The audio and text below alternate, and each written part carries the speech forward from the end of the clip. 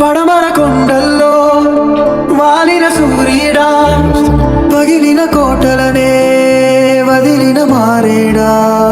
పడమర కొండల్లో వాలిన సూర్యుడా, పగిలిన కోటల